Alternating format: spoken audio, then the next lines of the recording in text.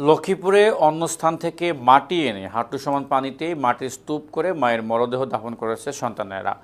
এবারের বন্যা কতটা ভয়ঙ্কর ও নিষ্ঠুর তা এই ঘটনার মাধ্যমেই ফুটে উঠেছে বলে জানিয়েছেন স্থানীয়রা। সোমবার সদর উপজেলার দক্ষিণ মান্দারী এলাকার গন্ধবপুরে গ্রামে দেখা যায় এই চিত্র।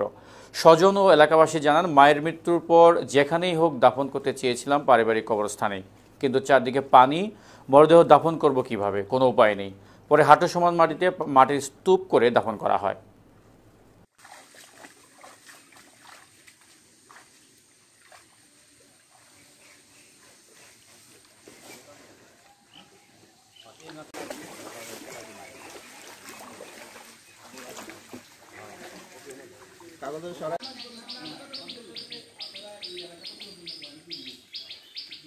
পানি উঠার কারণে আমার আম্মা মারা গেছে। আমরা অন্য এলাকাতে আনি মাটি দিছি, কিন্তু বাড়িঘর দুয়ারও পানি, আশ্রয়কেন্দ্র আনছি আর মারা গেছে।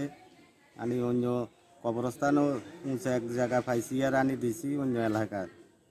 আমার যেটি মারা যাওয়ার কারণে আমরা আমাদের এলাকা ছাড়ি অন্য এলাকা আনি মাটি দিছি। এই কারণে ওই বন্যার পানির কারণে কি আমাদের এখানে যদি কোনো লোক মারা যায়, আমরা মাটি দিবার কোনো ব্যবস্থা নাই, পানি আর পানি।